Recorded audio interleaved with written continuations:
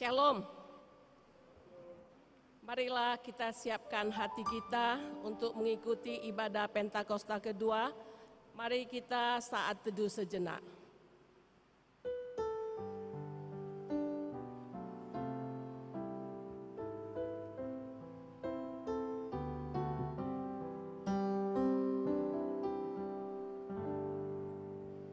Amin. Mari kita bernyanyi dari Kidung Jemaat nomor 18 ayat 1 sampai dengan ayat yang kedua.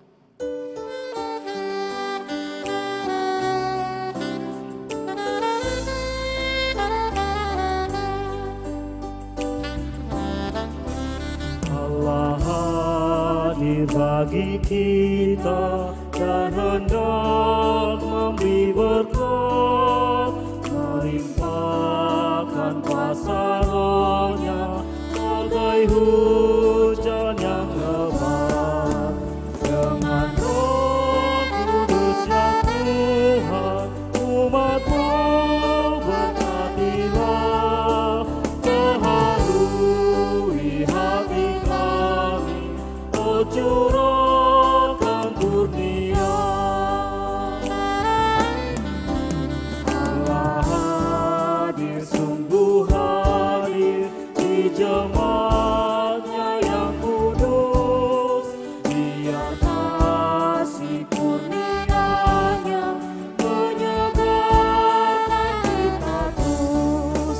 Dengan Roh Kudus yang Tuhan, umat-Mu berkatilah, baharui hati kami, oh curahkan kurnia.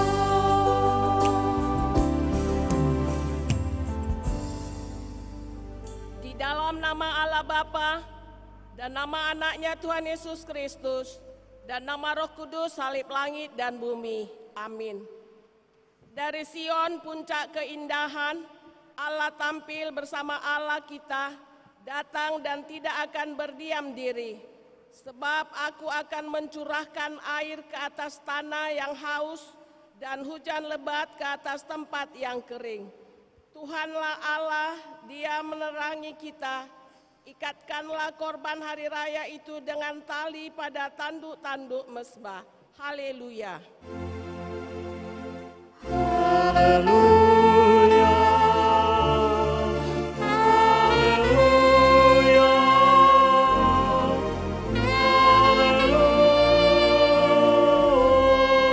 haleluya. Mari kita berdoa. Ya Tuhan Yesus, Juru Selamat kami yang Maha Kasih, tidak terukur betapa besar dan dalamnya kasih dan anugerah-Mu kepada orang-orang berdosa dan lemah ini. Dan tak jemu-jemunya Engkau senantiasa mempersiapkan air kehidupan untuk memuaskan dahaga kami, dan tidak bosan-bosannya Engkau menerima kami di dalam pangkuan-Mu. Kalau kami sudah letih dan lelah, berkecimpung dalam kubang-kubang nafsu dunia kami, Engkau yang merawat dan menyembuhkan luka-luka kami, dan Engkau menyegarkan jiwa kami dalam kelembutan kasih-Mu. Karena itu kami memohon kepadamu, janganlah biarkan kami menyimpang dari jalan-Mu, tetapi tempatkanlah Roh-Mu di dalam jiwa kami, agar dalam perjalanan kami hanya kepadamu sajalah kami mengarahkan langkah dan tujuan hidup kami. Amin.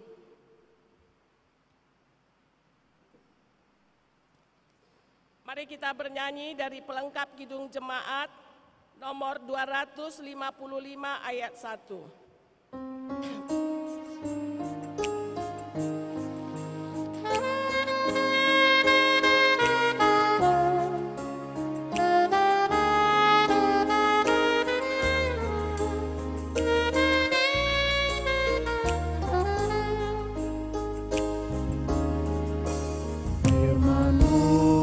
Pegang selalu saat duka, saat senang,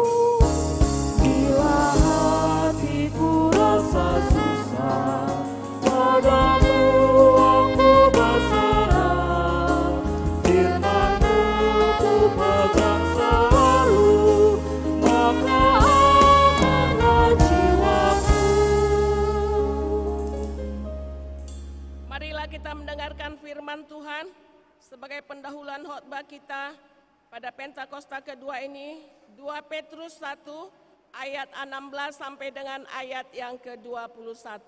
Kita membaca secara responsorial. Demikian firman Tuhan. Sebab kami tidak mengikuti dongeng-dongeng sapaan jempol manusia ketika kami memberitahukan kepadamu kuasa dan kedatangan Tuhan kita Yesus Kristus sebagai Raja. Tetapi kami adalah saksi mata dari kebesarannya. Kami menyaksikan bagaimana ia menerima kehormatan dan kemuliaan dari Allah Bapa, ketika datang kepadanya suara dari Yang Maha Mulia yang mengatakan, inilah anak yang kukasihi, kepadanyalah aku berkenan.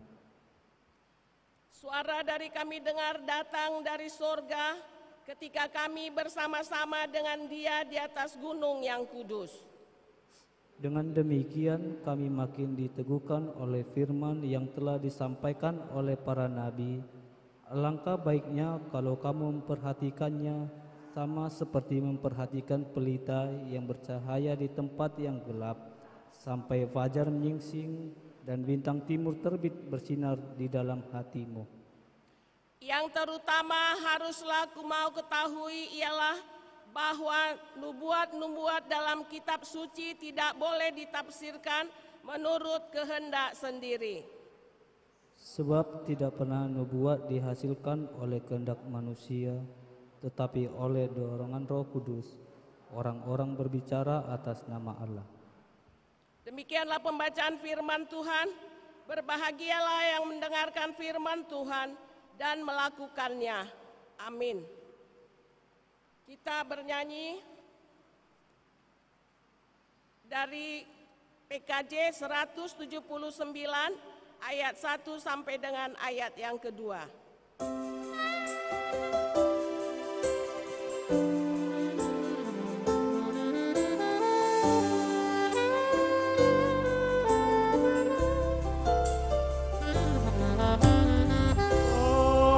Kasih paling agung dari Tuhanku, ini ku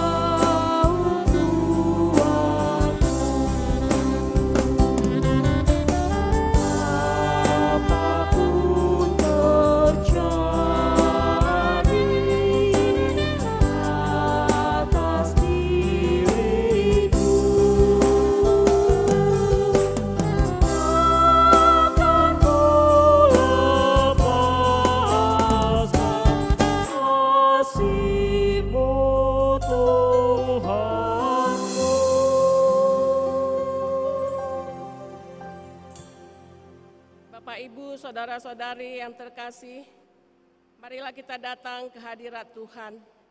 Marilah kita minta pengampunan dosa akan apa yang kita lakukan dalam hidup kita, yang tidak berkenan di hadapan Tuhan.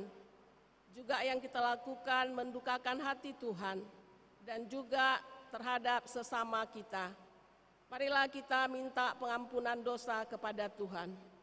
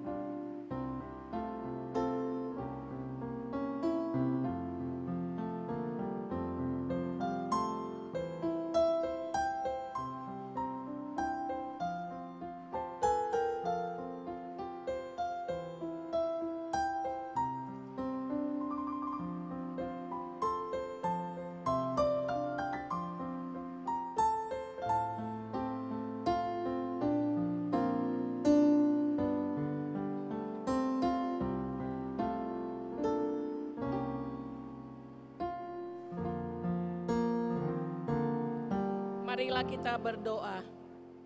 Bapa kami yang bertahta di kerajaan surga, Engkaulah Tuhan yang berkuasa mengampuni segala dosa umat manusia. Dan pengampunan itu telah Engkau serahkan kepada Yesus Kristus Tuhan kami, Anak-Mu yang tunggal itu.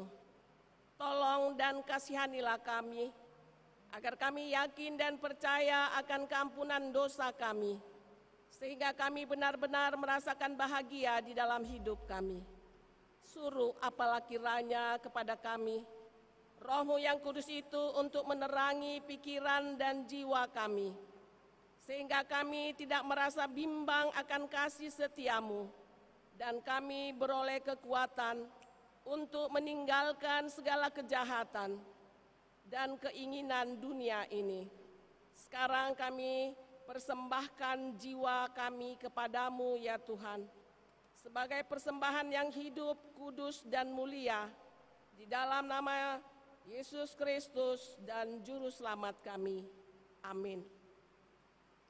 Janji Tuhan tentang pengampunan dosa. Marilah kepadaku semua yang letih lesu dan berbeban berat. Aku akan memberi kelegaan kepadamu.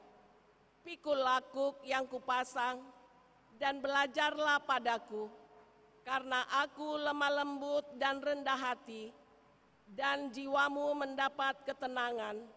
Sebab kuk yang kupasang itu enak, dan bebanku pun ringan.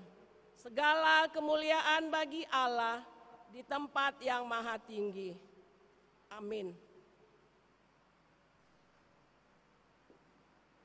Mari kita bernyanyi dari Kidung Jemaat nomor 381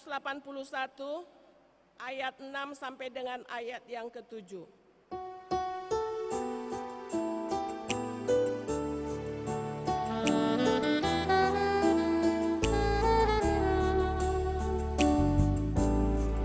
Sabda dan Roh-Nya penuh anugerah, sabda dan Roh-Nya mengundangku. Aku selamatlah oleh kasih-Nya kepadaku. Kasih-Nya penawar hau, sabda kasih-Nya air hidupku. Aku selamatlah oleh kasih-Nya kepadaku. Kita mendengarkan firman Tuhan sebagai petunjuk hidup baru dari Yakobus 4 ayat yang ke-5. Demikian firman Tuhan. Janganlah kamu menyangka bahwa kitab suci tanpa alasan berkata, roh yang ditempatkan Allah di dalam diri kita diingininya dengan cemburu. Demikian firman Tuhan. Marilah kita sama-sama memohon kekuatan daripada Tuhan. Ya Allah Bapa kami, berilah kami kekuatan untuk melakukan yang sesuai dengan firman-Mu. Amin. Mari kita bernyanyi dari Kidung Jemaat nomor 250 ayat 1 dan 2.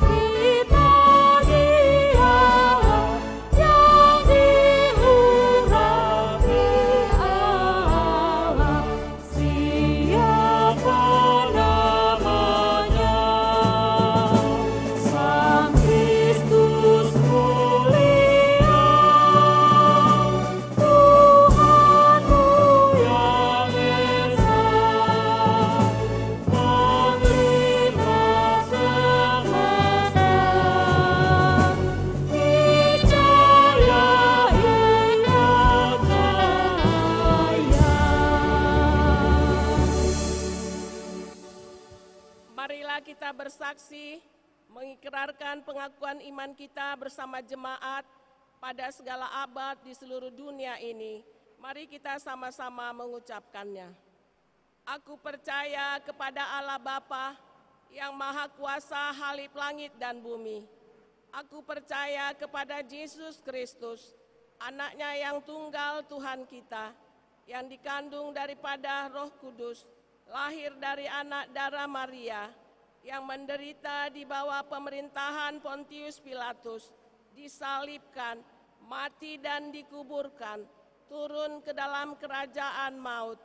Pada hari yang ketiga, bangkit pula dari antara orang mati, naik ke sorga, duduk di sebelah kanan Allah Bapa yang Maha Kuasa, dan akan datang dari sana untuk menghakimi orang yang hidup dan yang mati. Aku percaya kepada Roh Kudus, gereja yang kudus dan am, persekutuan orang kudus, pengampunan dosa, kebangkitan daging, dan hidup yang kekal.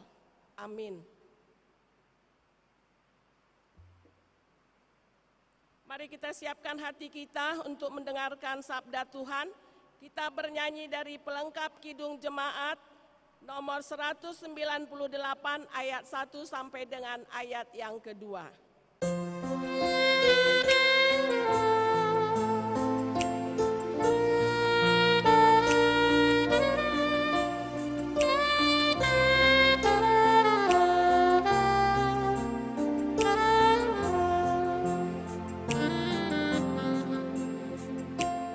Di hatiku ya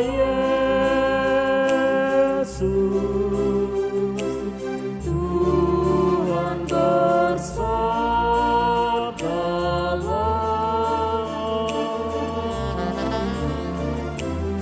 agar tenang hatiku.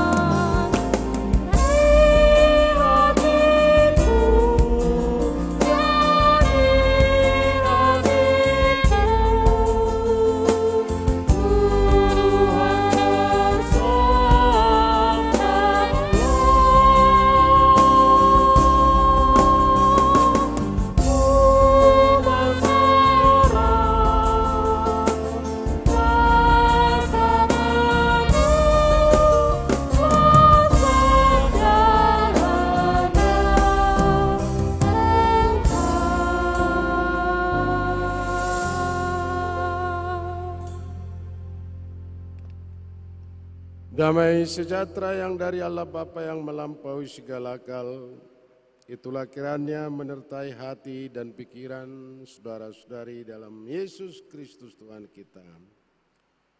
Amin.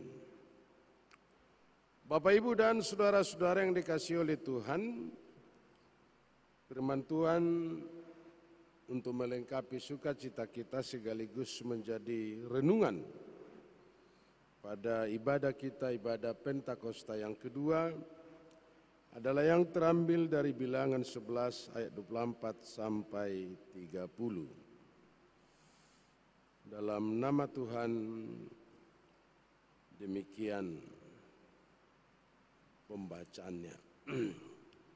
Bilangan 11 ayat 24 sampai 30. Ke-70 orang tua-tua. Setelah Musa datang keluar, disampaikannya firman Tuhan itu kepada bangsa itu. Ia mengumpulkan 70 orang dari para tua-tua bangsa itu dan menyuruh mereka berdiri di sekeliling kemah. Lalu turunlah Tuhan dalam awan dan berbicara kepada Musa. Kemudian diambilnya sebagian dari roh yang hinggap padanya dan ditaruhnya atas ke-70 tua-tua itu. Ketika roh itu hinggap pada mereka, kepenuhlah mereka seperti nabi, tetapi sesudah itu tidak lagi. Masih ada 2 orang tinggal di tempat perkemahan, yang seorang bernama Eldad, yang lain bernama Medad. Ketika roh itu hinggap pada mereka, mereka itu termasuk orang-orang yang dicatat, tetapi tidak turut pergi ke kemah. Maka kepenuhanlah mereka seperti nabi di tempat perkemahan. Lalu berlarilah seorang muda memberitahukan kepada Musa, Eldad dan Medad kepenuhan seperti nabi di tempat perkemahan. Maka menjawablah Yosua bin Nun, yang sejak mudanya menjadi abdi Musa, Tuanku Musa, cegahlah mereka. Tetapi Musa berkata kepadanya, apakah engkau begitu giat mendukung diriku? Kalau seluruh umat Tuhan menjadi nabi. Oleh karena Tuhan memberi rohnya hingga kepada mereka. Kemudian kembalilah Musa ke tempat perkemahan, dia dan para tua-tua Israel. Demikian Bapak, Ibu, dan saudara-saudara yang dikasihi oleh Tuhan. Kita tahu Musa adalah pemimpin terbesar dalam sejarah perjalanan bangsa Israel. Salomo adalah raja yang paling bijaksana. Daud adalah raja paling terbesar dalam kehidupan perjalanan umat Israel. Kenapa pemimpin terbesar, Bapak, Ibu, dan saudara-saudara? Slogan daripada Musa, dia berkata, lebih bagus bersama-sama dengan bangsa yang diperbudak daripada tinggal di istana. Karena pada waktu itu menurut sejarah dan Alkitab berbicara bahwa Musa sudah pewaris tahta dalam kerajaan Mesir. Dan Mesir kita tahu adalah kerajaan dari sumber peradaban yang pernah terjadi pada zamannya, bahkan mungkin sampai sekarang. Musa pemimpin terbesar. Karena apa, Bapak, Ibu, dan saudara-saudara? Setelah Yusuf meninggal dunia, bangsa Israel, umat Israel, diperbudak di tanah Gosen selama 400 tahun. Dan setelah Yusuf meninggal, catatan tadi, demikian kehidupan umat Israel.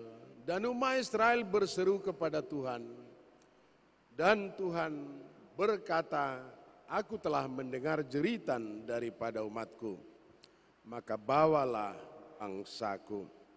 Itu pesan kepada Musa, sekalipun ada dialog pada waktu itu, siapakah engkau? Lalu Tuhan berbicara, aku adalah Tuhan Allahmu, jangan ada Allah lain di hadapanku. Allah yang tunggal, Allah yang berbeda.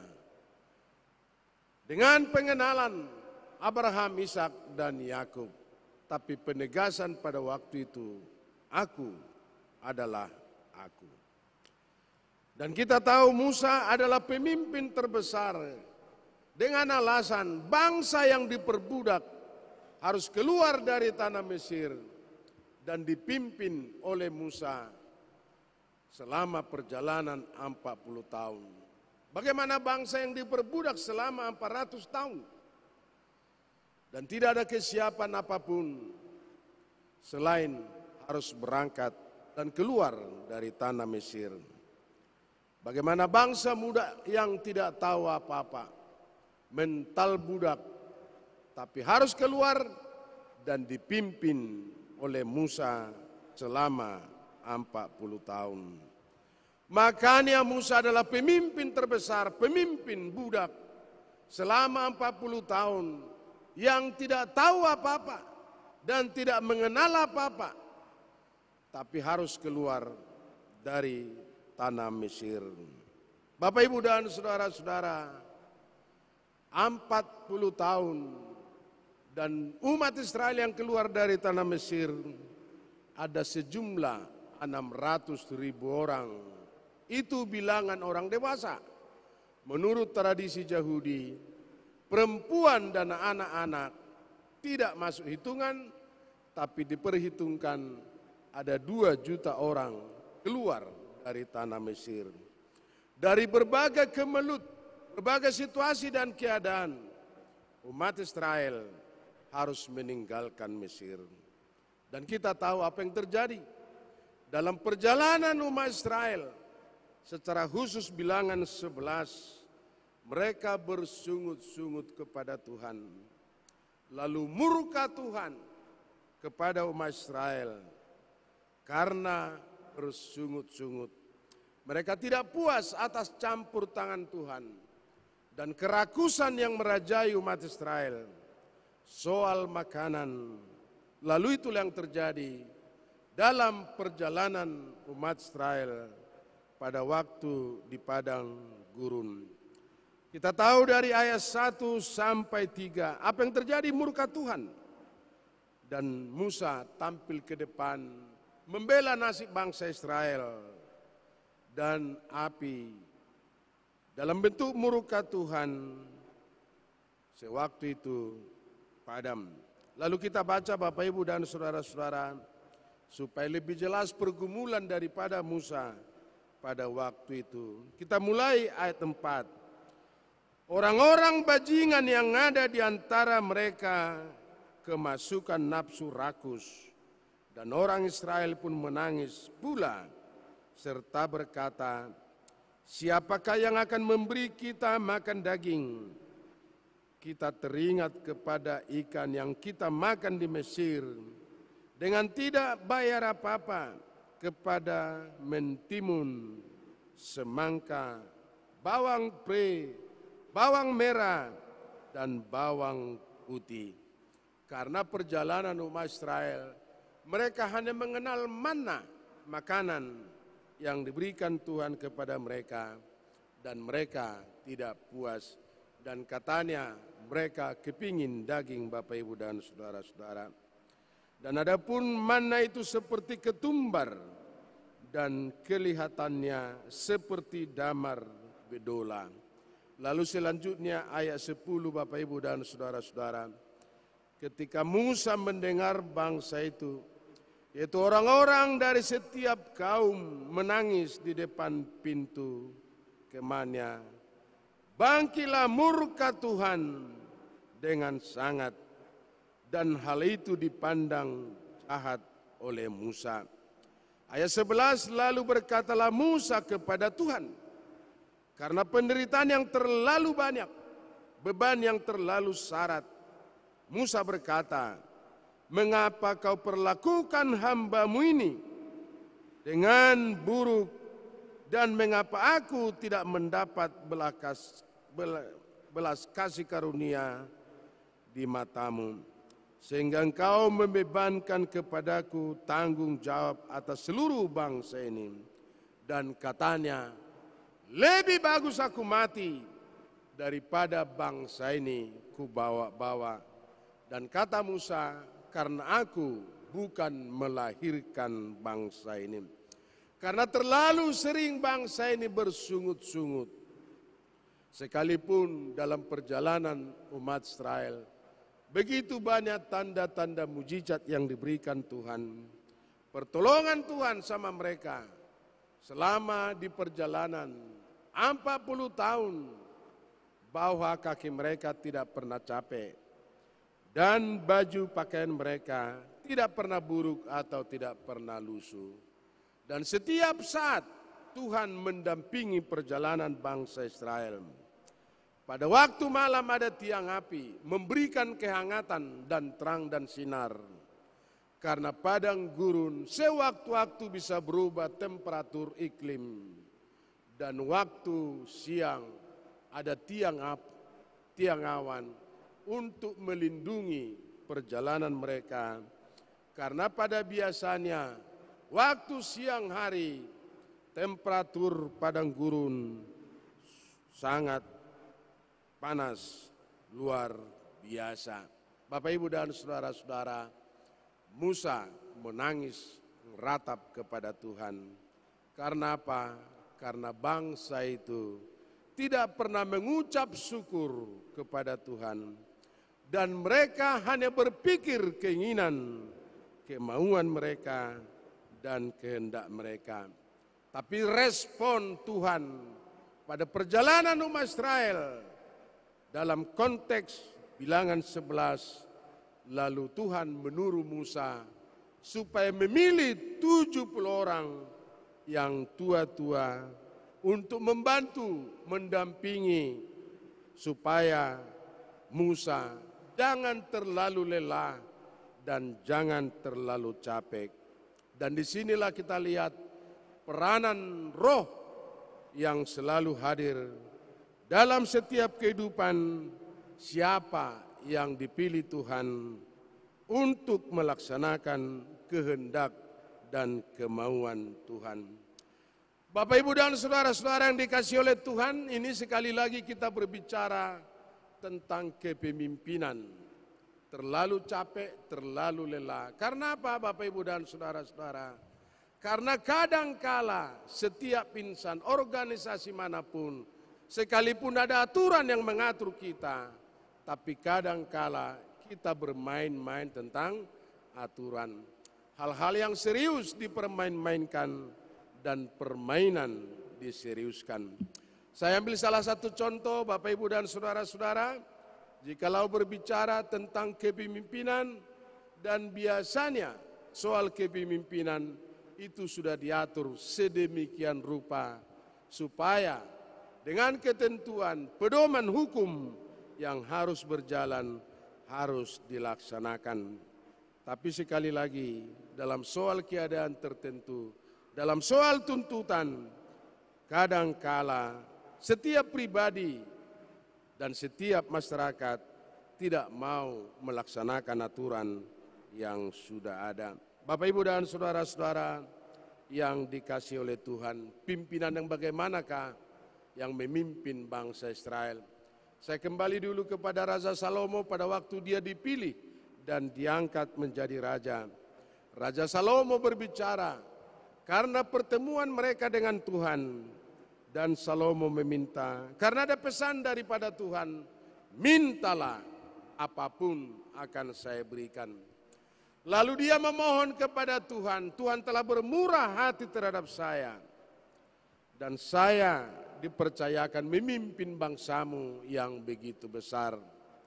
Lalu Salomo meminta, berilah hati yang arif dan bijaksana, supaya saya mampu memimpin bangsamu yang begitu besar.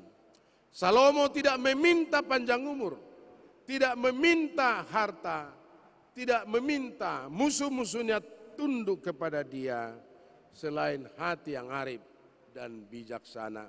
Karena selain daripada itu, tidak ada lagi alat modal memimpin bangsa Israel.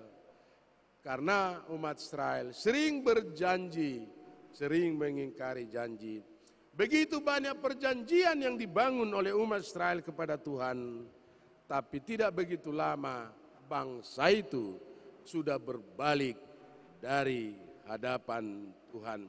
Maka dia meminta hati yang arif dan bijaksana supaya saya mampu memimpin bangsamu yang begitu besar. Itulah pada waktu konteks itu hati Tuhan begitu senang mendengar permintaan daripada Raja Salomo, karena dia tidak meminta apa-apa selain hati yang arif dan bijaksana. Dan kita tahu kepandaian Raja Salomo dalam setiap perkara apapun, dalam soal pemutusan, perkara yang paling sulit pun tidak pernah menghadirkan saksi-saksi, karena keputusannya bisa diterima semua pihak. Dan kita tahu ada perkara yang paling sulit pada waktu itu.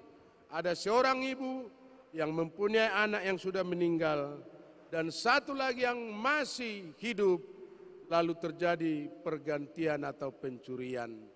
Lalu Raja Salomo berkata, baiklah kita bagi dua, tapi anak yang hidup atau ibu yang mempunyai anak yang hidup, supaya jangan dibagi, biarlah itu dipelihara, biarlah itu dirawat.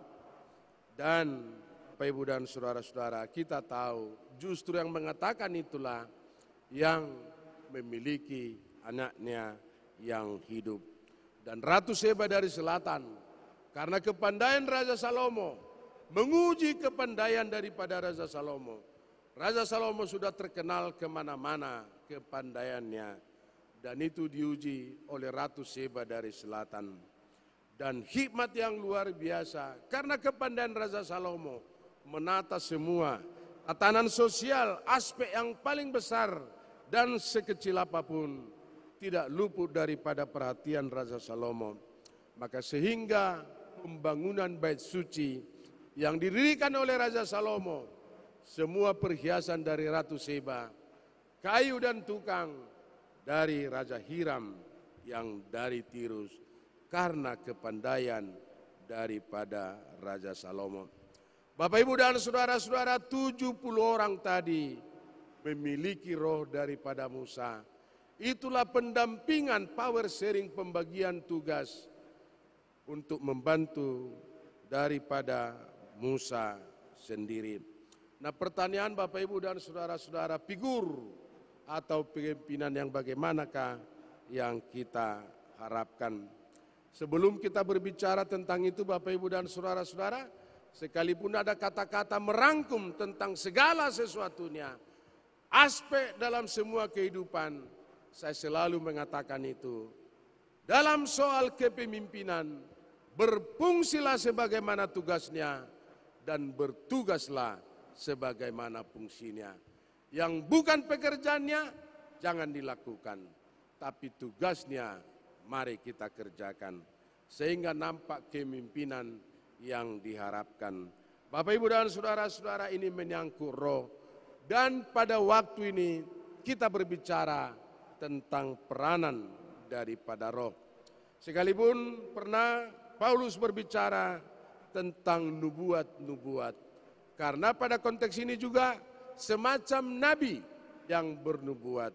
Paulus bernubuat bisa berhenti, dan tanda mujizat bisa berhenti, tapi melakukan kasih tidak boleh berhenti. Kita kembali dulu kepada soal penciptaan Bapak Ibu dan saudara-saudara. Dalam bahasa Batak lebih pas kata daripada Kejadian 2 ayat 7. Dungi dio bucon de batama hosa hanguluan, tugung tu bungbung ni igung ni si Adam gabe martodi nama ngulu. Yang artinya Bapak Ibu dan saudara-saudara, jikalau kita masih berbicara tentang roh Tuhan, satodi dohita dohot debata. Aiduk pedio bucon hosa nguluan tubungbung igung ni siadam gabe martodi namangulu. Apa peranan roh Bapak, Ibu dan saudara-saudara dalam kehidupan kita? Bukan berbahasa roh yang luar biasa. Sekalipun ada gereja-gereja tertentu yang selalu mendengung-dengungkan tentang bahasa roh. Tapi roh Tuhan memberikan kekuatan yang luar biasa kepada kita. Dan sekaligus roh Tuhan yang ada pada kita bisa membimbing kita, mengarahkan kita, mana yang harus kita kerjakan dan mana yang tidak harus kita kerjakan. Jangan kita kerjakan yang tidak seharusnya kita kerjakan, dan jangan kita lakukan yang semestinya tidak harus kita lakukan. Sekali lagi peranan daripada roh, Bapak Ibu dan saudara-saudara, apa buktinya roh Tuhan ada pada kita? Dalam bahasa Yunani ada kata-kata sunaidesis, suara hati, detik dan detak jantung yang diberikan Tuhan kepada kita.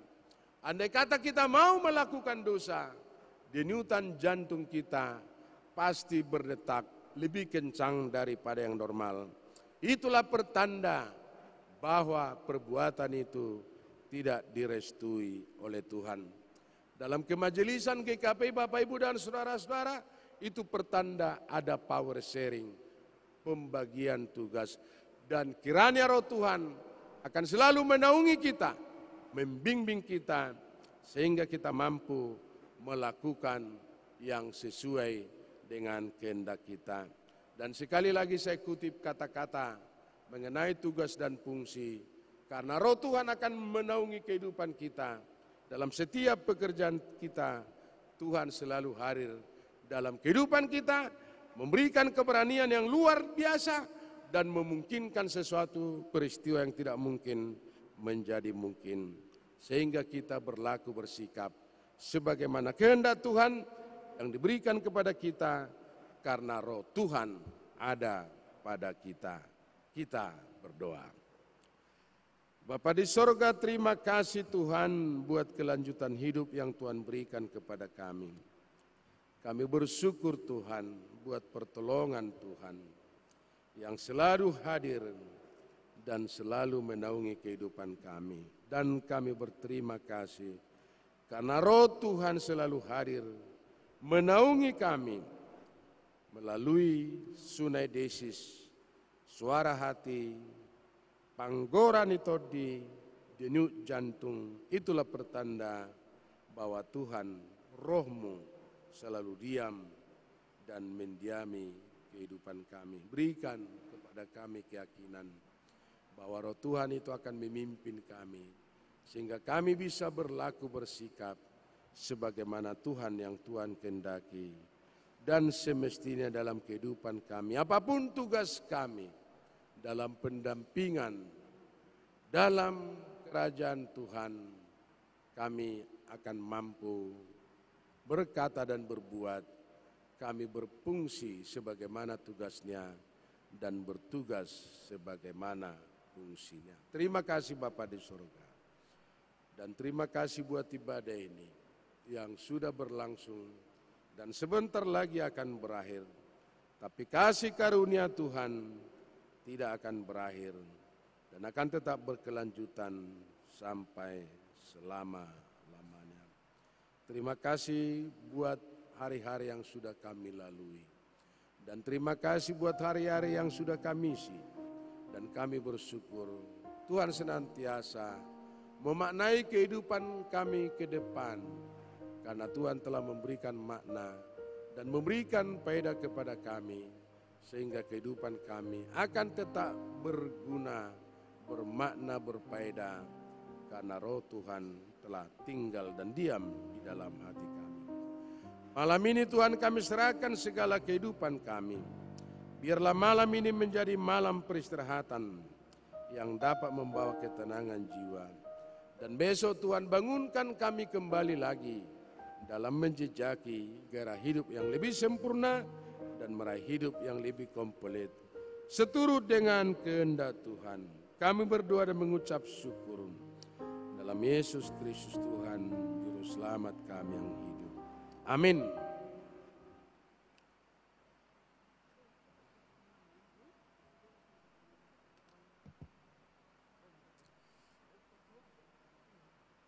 Kita kembali memuji Tuhan dan kita bernyanyi dari Kidung Jemaat 231 ayat 1 tambah 3.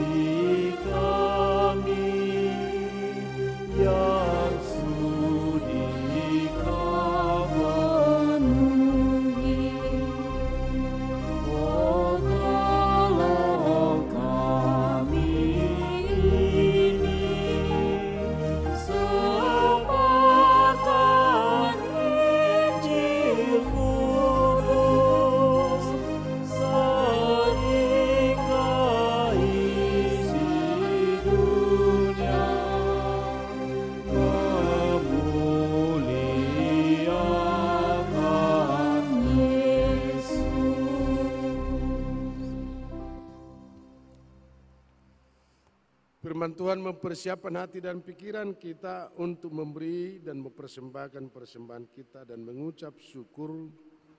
2 Korintus 9 ayat 8. Dan Allah sanggup melimpahkan segala kasih karunia kepada kamu, supaya kamu senantiasa berkecukupan di dalam segala sesuatu, dan malah berkelebihan di dalam pelbagai keajaiban.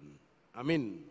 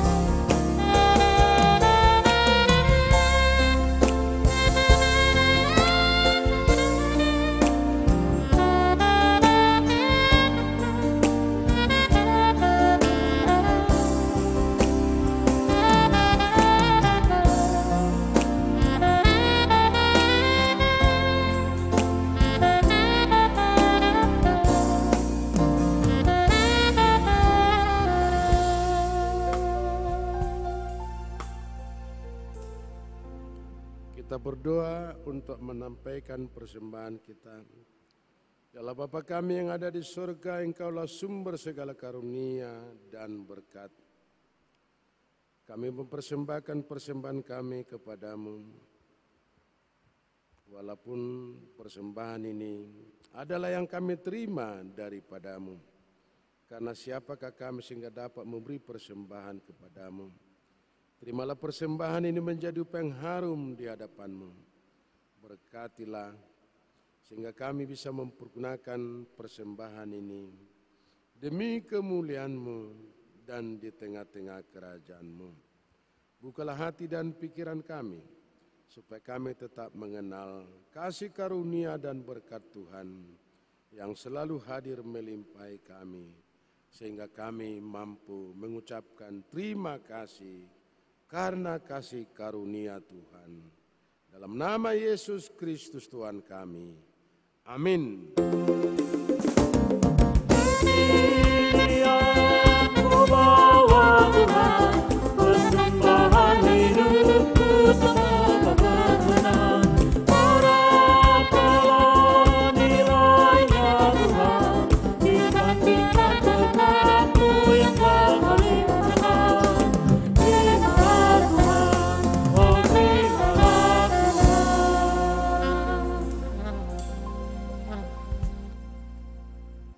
Bapa kami yang di sorga, dikuduskanlah nama-Mu, datanglah kerajaan-Mu, jadilah kehendak-Mu di bumi seperti di sorga. Berilah kami pada hari ini makanan kami yang secukupnya, dan ampunilah kesalahan kami sebagaimana kami mengampuni orang lain.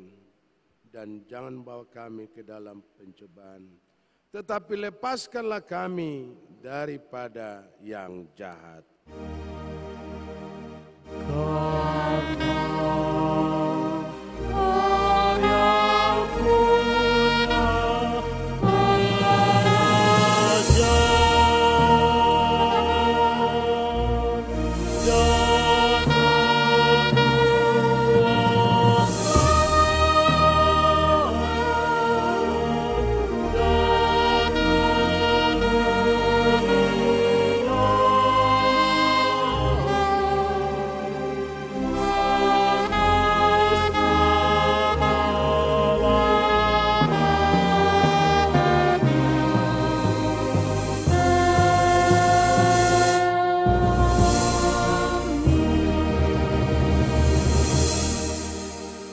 Terimalah berkat dari Tuhan dan pulanglah dengan damai.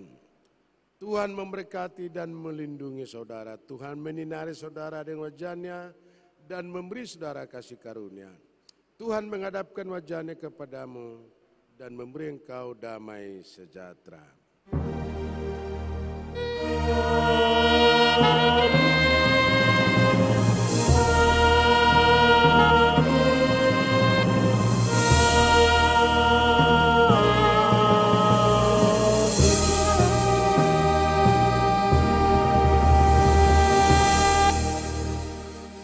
Selamat Pentakosta, Salum, Horas.